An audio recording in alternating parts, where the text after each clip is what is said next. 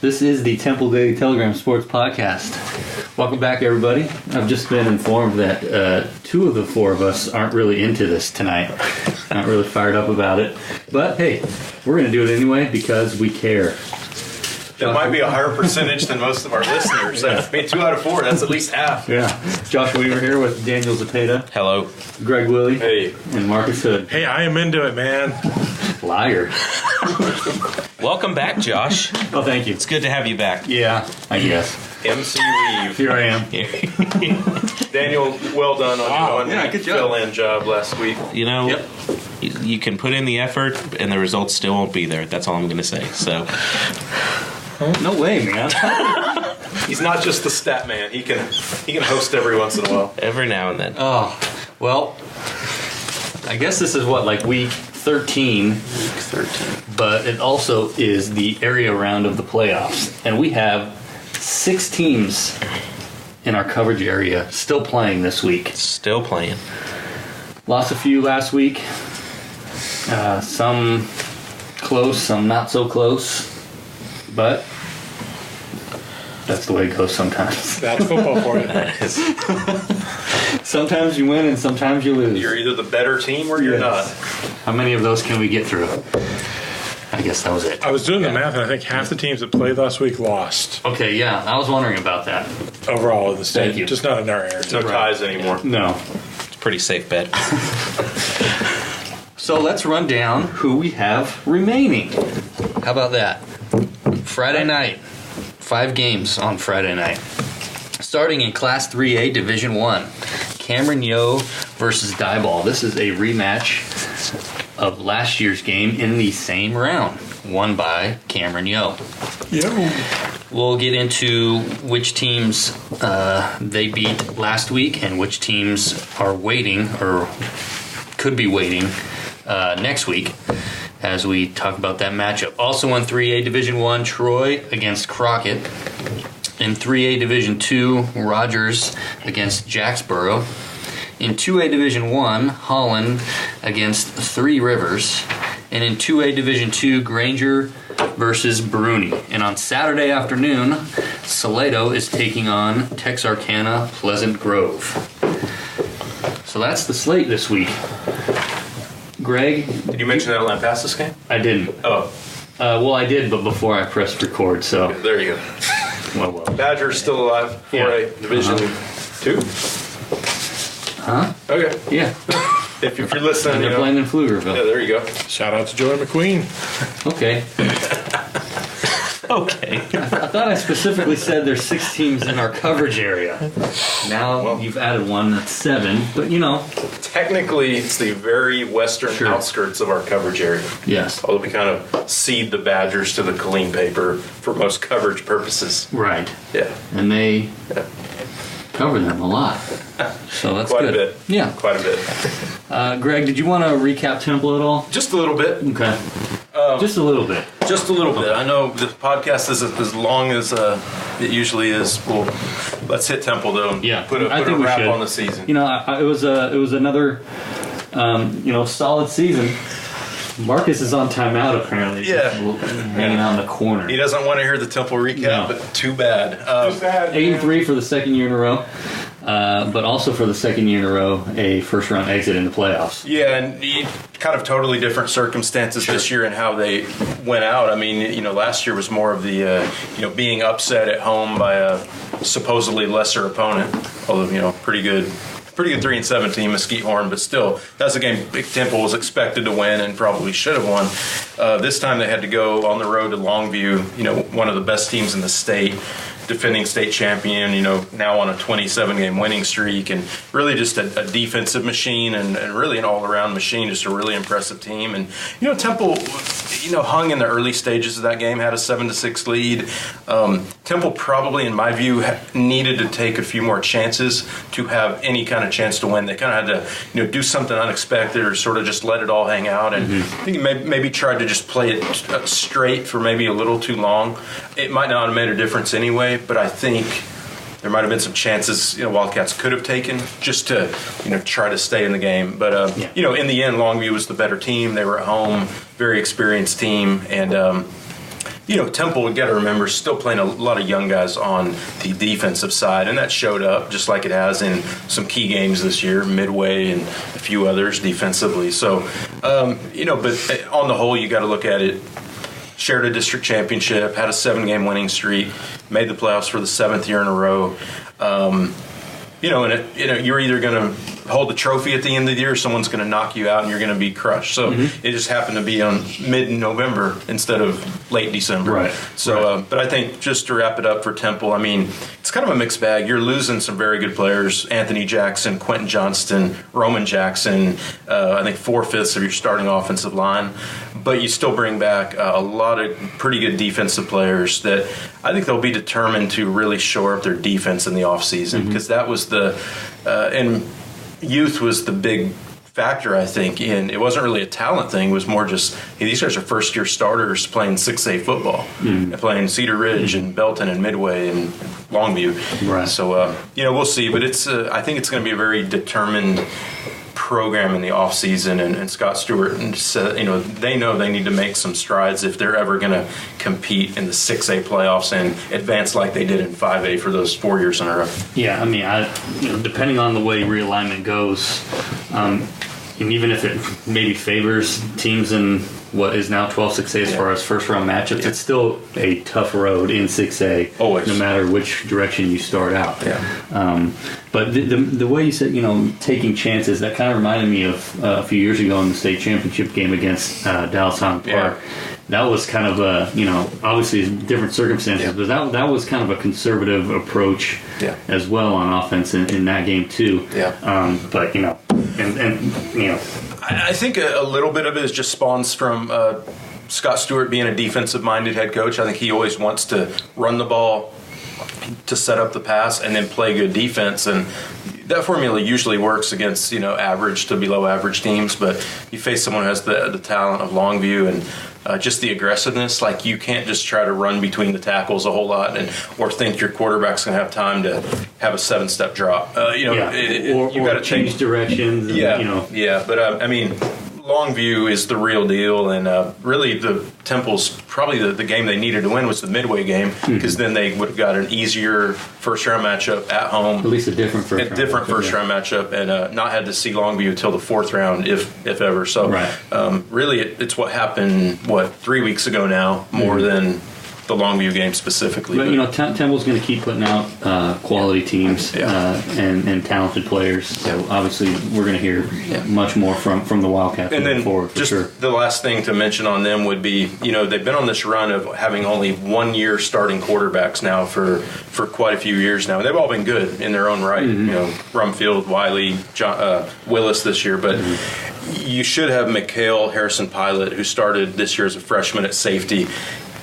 If it projects like it looks like it's going to, he could be a 3-year starter at quarterback beginning as a sophomore next year, and he's a dual threat, very talented kid with a big arm. So if the potential is there, or they see that as a possibility, that sounds like a good idea. That they kind of let's do this now. Let's start with this, and early. You see it all the time. A few years ago, Manville had a 3-year starting quarterback. Coach's son knocked Temple out. Longview, 3-year starter at quarterback, coach's son, just knocked Temple out. Yeah. If you can have a 3-year starting quarterback, by the time that kid's a senior, he's got so much experience. And if he's a playmaker, he's going to be great. So I think that's what they're going to be shooting for is let's get someone in there who can be a real stud by the time he's a junior and senior instead of just a one-shot deal. The last multiple-year starter was Reed Hess, right? 2 years. Yeah. And that was like almost 1.5 years. Yeah, right? and he was not a dual-threat player. He's really a passer only, so this kid might be different. All right. Sounds good. Yeah, there you go. I'll just say, it's a sad end for the football team, but the basketball team sure was happy to see Quentin play. Right. I mean, he is something else on the court. Yes. They had the alley-oop working to him, nice dunks. Didn't really get to express a lot of that in the article, but and he's fun to watch. Some of those football coaches were out there cheering those guys on. Stewart was out there. Coach Sadler was out there. The article Marcus is referring to is in Wednesday's paper, and it was the recap of the Temple A&M Consolidated boys basketball game Tuesday night. won by Temple. And really, come from behind. The football team needed a third quarter like that last week in Longview. Didn't get it, but on the hardwood, no problem. Some of those football fans need to start going to those baspetball games, man. That's going to be some exciting stuff. Yeah, basketball is in full swing for most of these teams. However, we still got a whole bunch of football to play. Yep. So let's get into some of these matchups. Let's start with the one that's on the top of our list, just because that's the way it's listed. Cameron Yo versus Diboll. That's at Mustang Stadium in Magnolia. Yo comes in with a 10-1 record. The Diboll Lumberjacks are 11-0. I'd have to look back to see if those records are fairly similar to when they met up last year. I think Diboll might have had one loss, but either way. It's pretty close. Both these teams have put together a bunch of wins. Last week, Yo beat West 56-7, and Diboll beat Una 50-2. Last year's meeting was 59-34 in favor of Yo. So, Daniel, I know you spoke to Coach Tom and Brashear over there at Cameron Yo this week. I did. What's he say about this one? Pretty much what you're going to expect from Diboll is they're just a very athletic, very physical ball club. He said they're about 80% run, 20% pass. So they're going to just hand the ball off to one of their two really good running backs, and they're just going to run it down your throat. They'll throw it when they need to. Mainly he said they're more just fade routes. They try to go for the home run ball every now and then to kind of keep their defense honest. But it's going to be a lot of running, so it's going to be hopefully a quick game. Hopefully help my deadline out that night. But we'll see what happens. Defensively, Brashear said this is probably going to be the toughest defensive front they've seen all year. Their quarterback, Braden Brashear, is not going to have a whole lot of time to make decisions. Everything's going to have to happen pretty quickly unless that Yo offensive line can step up, which they've proven that they can at times. Last week, they opened up a ton of holes for their main running back, James Dubose, he had a really big game, over 200 yards rushing, had a 79-yard kick return for a touchdown, so he came out in his last by-district game swinging. So, but as far as the Lumberjacks go, last year, this game was it was pretty close. I think it was like a 3 or 4 point game at halftime. Cameron Yo led, and then that third quarter they outscored Diboll 21-7 or 21-6, something along those lines. So that's really when they kind of made the adjustments there after halftime in that third quarter. I remember Nico Vargas had a really big game. He had like 3 or 4 touchdowns, well over 150 yards rushing. But Diboll's kind of running back tandem, they only had one of them running last year in this game.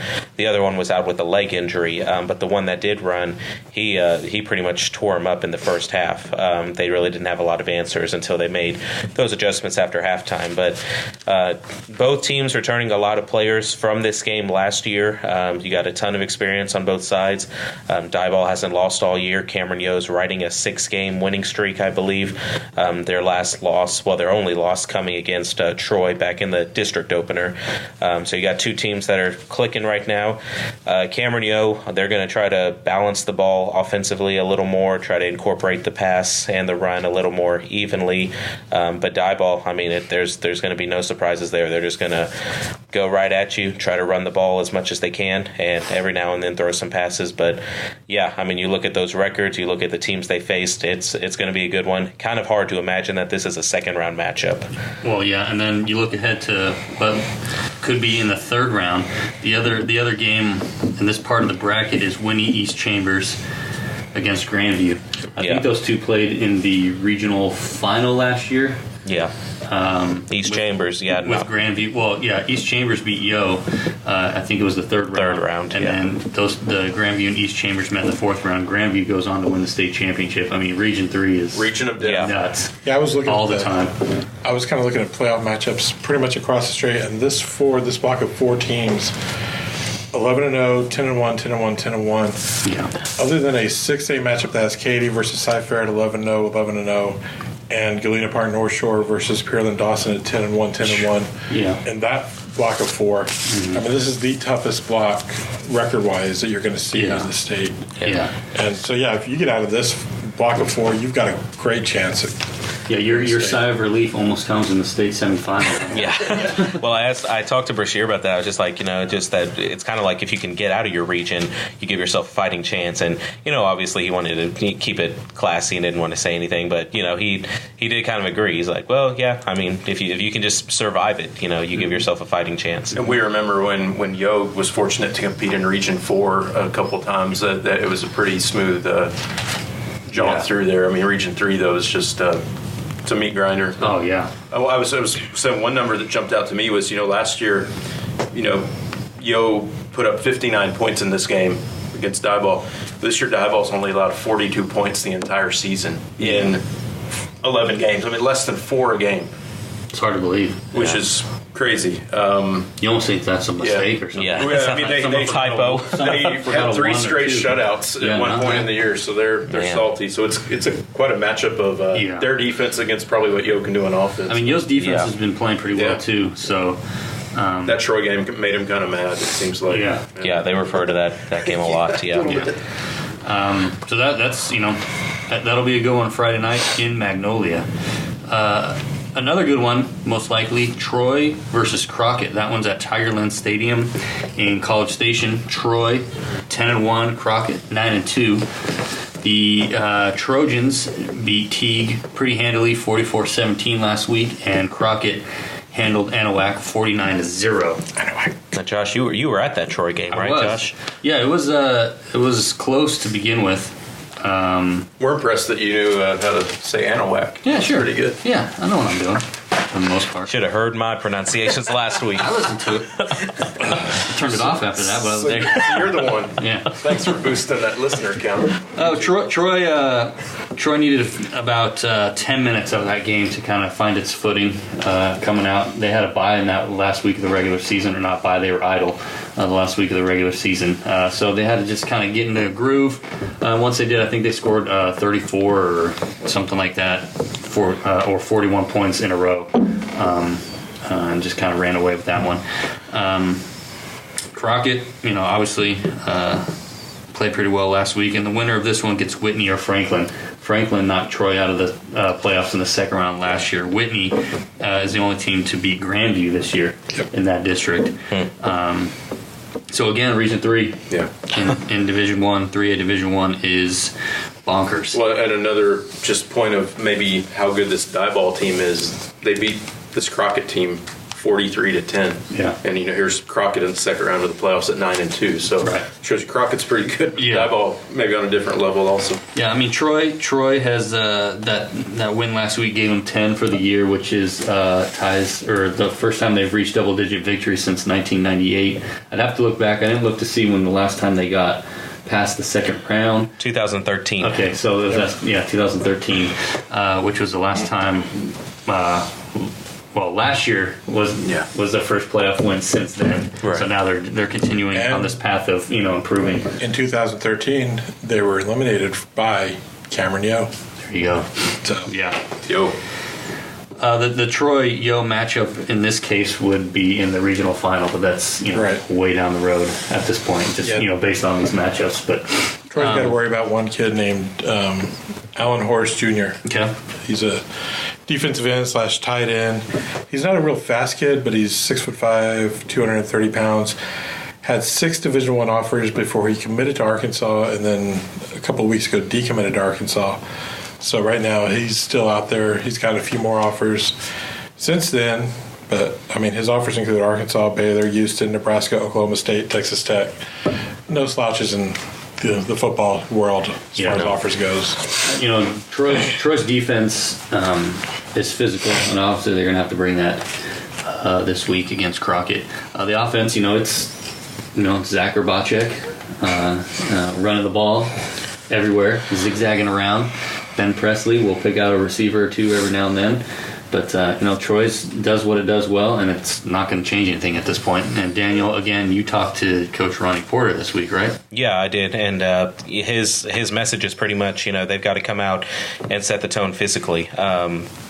Crockett's just a very he just described the whole team, both sides of the ball, very quick, very fast, not really lacking in speed at all at any position, and they're very athletic. They can go up and make plays on both sides of the ball. Really give opponents a hard time. They're just hard to game plan, he said. So really, if Troy can just come out and kind of, set the tone the way they want to, set the physicality of the game, he said that should help him out. And he really wants them to do it within that first quarter.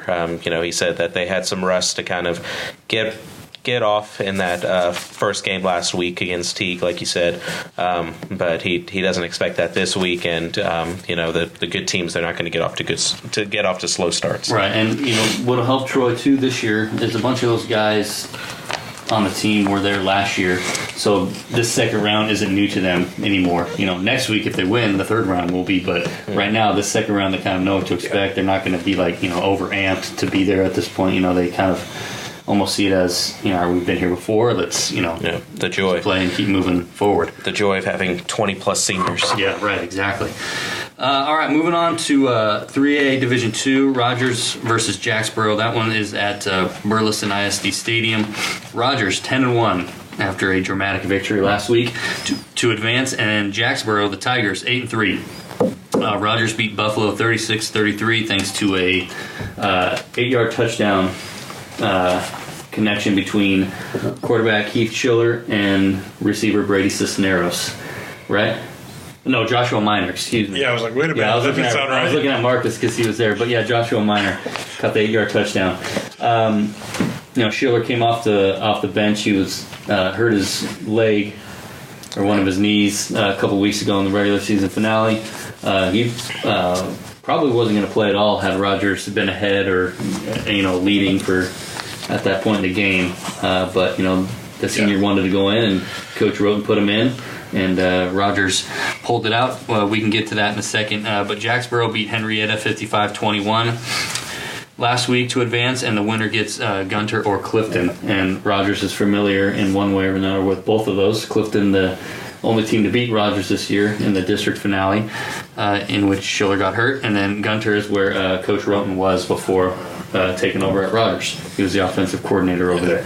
But looking back, last week, just real quick, Marcus, what impressed you the most, or what stood out the most to you about that game? Rogers led for most of it. Yeah, really the thing is, I seen Rogers win that game despite a lot of mistakes. They had a lot of fumbles, lost the ball, like 5 turnovers. And really, you take away those turnovers, and they're probably up 3 or 4 scores going into that final quarter. But as it was, they were able to move the ball at will with the running backs. They were just finding holes that, the 4 of us could have just ran through quite easily. Together at the same time? Holding hands with one of us at the ball, whatever. But, yeah, that line was creating some nice holes. And then when Schiller had to come in, Schiller spent pretty much the entire game just riding the stationary bike, trying to get the leg, keep the muscles moving, kind of build up some strength. And then when Buffalo takes that lead, I asked him and I asked Coach Roten both, whose decision was it? And they both said it was Schiller's decision. He went up to Coach Roten and said, I want to play. And, it's your senior. I don't blame the kid. He'd been their starting quarterback, part of that team all this time, and your season could be coming to an end in less than a minute. You want to be a part of it one way or the other. And Riley Dolzinger had gone 3 for 3 passing. He wasn't doing a bad job. They just kind of kept things simple. Some sideline passes. He was a sophomore. That was his first start at quarterback. Yeah. And, he looked much improved because when he came into the game 2 weeks ago when he had to come in, you could tell he had some nerves going then. Yeah. And, it was like, I've got to bring this team back then, and couldn't do it. But he did enough to keep him ahead. And really, if Rogers can if Schiller's back in there this week, then, they're going to be a lot more multiple than... Yeah, he's going to start this week, yeah. Yeah, if he's pretty mobile. He told me, he had a little concern about the leg, but once he got in there, he wasn't even thinking about it. And right. His first 2 passes, he was just stationary, did not move. Once he got the ball, just threw the ball. And then third play, he's in there last week. He just runs the ball, and you're thinking, what? and he got him first down, and then it was all after that. He was not going to be stopped. Yeah. And that's, the grit of this team and Schiller. Right. They're just going to stick with it, and I'm sure they want a rematch next week. They're hoping for it, sure. For sure. Rodgers is in the second round for the first time since 2014, I believe. But as far as Jacksboro is concerned, Coach Roden said, that's probably the biggest team they've played so far, referring to the offensive and defensive lines, which are pretty much the same guys on both sides. But looks like a run-heavy team. Yeah. They got a couple guys who've combined for about 1,400 yards rushing and 14 touchdowns. So, Rodgers' defense is going to obviously, first and foremost, be able to stop the run. That's the objective there in that one for the Eagles, who hope to get on to the third round. At 10-1, co-district champs, Yep. They have a shot for sure. All right, moving down to Class 2A Division I. Holland Hornets against Three Rivers Bulldogs. That one is at Unicorn Stadium in New Braunfels. Quick, Daniel, what are the Three Rivers? I can spell it for you. I don't know if I can tell you. Different than the ones in Pennsylvania, probably. Yeah. I don't even know what they are. I was just asking. Oh, boo. I'd be real disappointed if the name of their football venue isn't Three Rivers Stadium. Right. Come on. It should be, Okay. if it isn't. Yeah. Last week, Holland steamrolled Junction 73-14. They scored 55 points in the first half. Yeah. Holland's starters were out of the game at some point in the second quarter, Coach Brad Talbert said. And then Three Rivers moved on by beating Kennedy 41-32. The winner gets Mason or Weimer. Holland. Hasn't that game already been scheduled for a while now? Right. According to Max Breath, right? It's penciled in, yeah. And I talked to Brad Talbert earlier this week. And essentially, he's like, we know we laid an egg in the second round last year. They had their sights set 1 week ahead to a potential matchup and kind of overlooked the team they were playing. Had a early round exit, and they've been ticked about it since. And since they've gone 11-0, and now enter this game against Three Rivers, very focused and looking to pretty much do what they've done to everybody this year. The difference this year with the calendar, last year that could have been a post-Thanksgiving food coma that the Holland was still in. Yeah. This year, second round before Thanksgiving. Yeah. It's not the third. Yeah, Thanksgiving isn't until the third round. Eating too much turkey or pumpkin pie. But a victory Friday night would be 12 for Holland, and that would tie the most in program history, I believe. Last time that happened was 1958, so a long time ago. Three Rivers, according to Talbert, is a slot T offense. And the Hornets have some experience with that, facing Thorndale. They did pretty good against it, but still, Talbert says, it'll take us a little bit to get accustomed to what Three Rivers is doing. They might get us a few times. However, we're confident our kids can adjust. And other than that, I think Holland's just going to go about what it's been doing. The defense has been very stingy. The offense has been putting up points and yards consistently all year. And I kind of tend to trust Talbert when he says that they're just ready to play. They're focused on this week, and they're going to take care of the task at hand. They're not even thinking about what's ahead.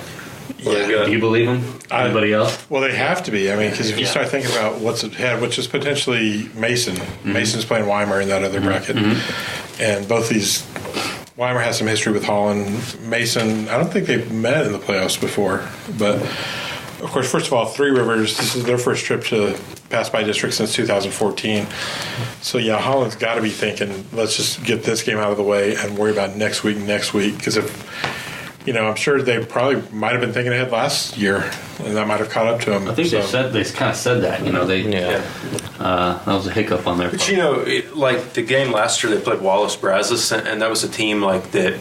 I think part of it was their record wasn't very impressive going in. I think it was 6-5. But Holland got into that game and found out they were really in a dogfight with a team that was pretty scrappy and had some talent. And really it was just a great back and forth game, and just Brazos kind of had the last score, to win a very close game. So it wasn't like Holland didn't play well necessarily.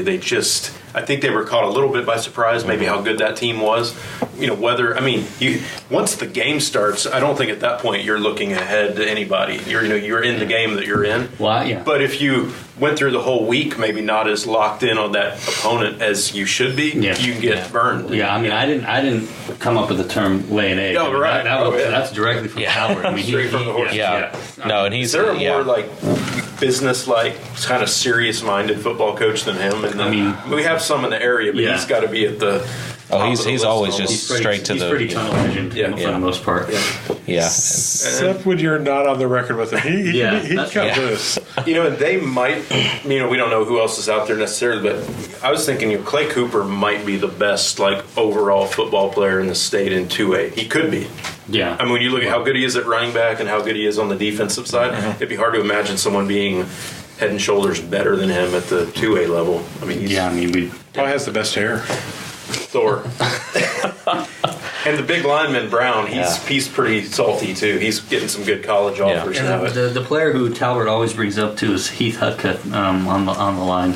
He's the guy, he just said, he's always just around it. I'm not really sure what that means, but he's just whatever it is there. Caught a touchdown pass last week. Yeah. So I think 9 players had touchdowns for Holland. It was something like yes. that. You kind of felt bad if you didn't. Right. What's wrong with you, man? I didn't catch one. All right. Granger and Bruni. Okay. That one is, where'd I put my sheet? In Pearsall? Here we go. Yeah, Pearsall, yeah. Yeah. Which is not close to Temple. Yeah, Mac Blackson or Bruni. Field. 7 o'clock. Hey, 7 o'clock game. Yeah, what a concept. Let's make it happen. Nice. I wish most games were at that time. But Granger beat Snook for a second time this season. Last week, 36-12 to advance. Bruni beat Runge 59-32. The winner gets Falls City or Chilton.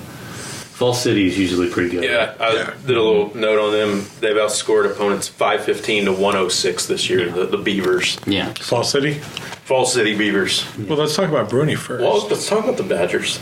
We'll talk about them. Please, Marcus.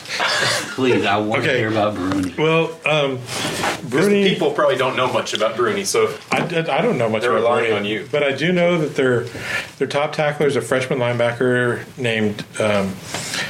His last name is Preza. His first name it's either George or Jorge, depending on if you prefer the Spanish pronunciation. I prefer Jorge myself. Well, it is with the J, Jorge. Quarterback is a kid named Israel Perez, who has completed 58 of 153 passes for 965 yards, 12 touchdowns, but he has thrown 7 interceptions. And a kid named Joseph Perez is the top running back, but he has 1,122 yards on the season, 15 touchdowns, but 622 of those yards and 9 touchdowns came in the last 2 games. Ooh, whoa! So I'm not sure. I'm not sure if carrying the mail for the. I'm not sure if Bruni just figured out, hey, you know what? We can be a running team if we just give the ball to this guy more in the last 2 weeks, because their record's not all that impressive, I don't think. They are 5-6. Well, speaking of their record, they started off the year 0-5. They lost their first 5, but they were against pretty solid opponents. 4 of those 5 teams are now in the playoffs, and they played Freer, Three Rivers, Ben Bolt, West Oso, and Sidon to start off the year. So some pretty quality teams there. So and again, it kind of goes back to the whole thing of once you get into the playoffs. Yes, records are a good indication, but they're not everything. Everyone's in the playoffs for a reason. Well, here we go. One of those reasons is because there's only 4 teams in your district. But once you get to this second round, yes, some of those other teams have been weeded out already, and you're going to encounter some teams with some players. They are who we thought they were. Usually, Central Texas has a pretty good winning percentage against South Texas. Yeah, we remember the Yo Mathis game a few years back. Yes, collisions like that. Even if they look like they have great stats, usually if it's a good team from our general area, we know how the story usually that was goes. After Yo's playoff run that involved, I think, started with West. Yeah. They barely beat Malakoff, had to come back from like a 20-plus something thing. Right. They beat Grandview, then Teague, and then they show up and played Mathis, and it was like they moonwalked into the state championship. Yeah. Oh man. I mean, it was pretty incredible. But Granger, getting back to that, That might have been the best football game played at UT's that Memorial season. Stadium That was year. 2015. Probably was. Yeah. But Granger will rely on Carlos Reyna, the running back. As usual, he had over 150 yards rushing last week in the victory. But Granger, I think they went 3 rounds last year, so they have a shot to do that again at least. Kind of sneaky This good, season. that Granger program. They're pretty solid. Oh, yeah, for sure. Bob Brock's got it going on over there. Yeah. Good coach. Yeah. Good guy. All right, and lastly on our list, 4A Division II, Salado up against Pleasant Grove, 4:30 p.m. at the Star in Frisco.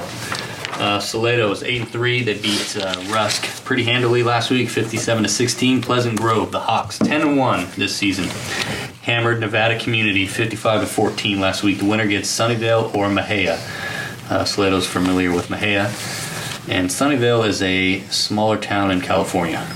So, Just a little note here for Pleasant Grove. This will be their 14th playoff game in the last 3 seasons. The runner-up last year. Runner-up last year to Cuero Yeah.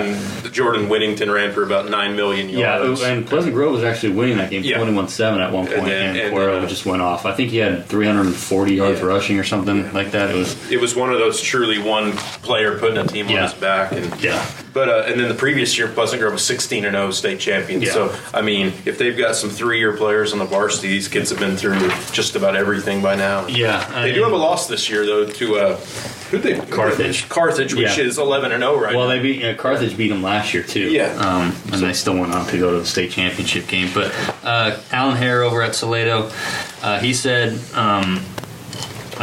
This defensive line, or even the front 7, really is the best they've seen so far, and it makes sense. They've got one guy who's got 78 tackles and 14 sacks as a defensive end.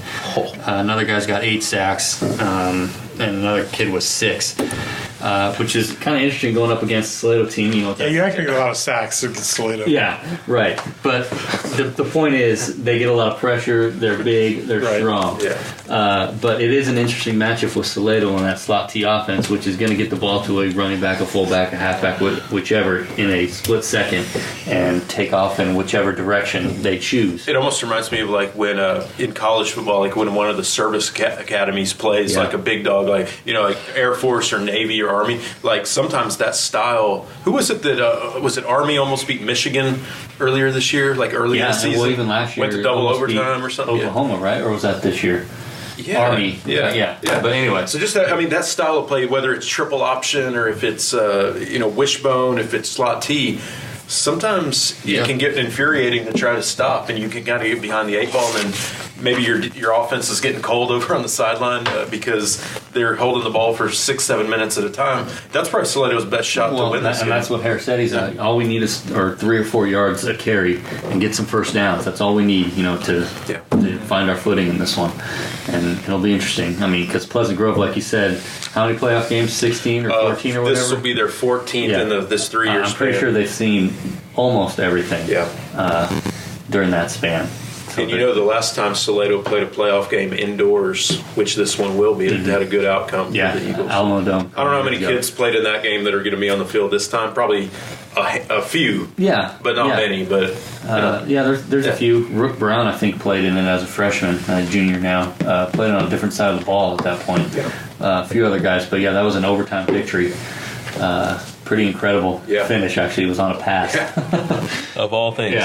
But that was definitely exciting, as all these games will be this week. Anyone have any closing thoughts? It doesn't look like it. Everyone seems very happy with themselves and satisfied with what we just did. Awesome. Enjoy the games, and we will talk to you next week. Bye. Bye. Oh, bye.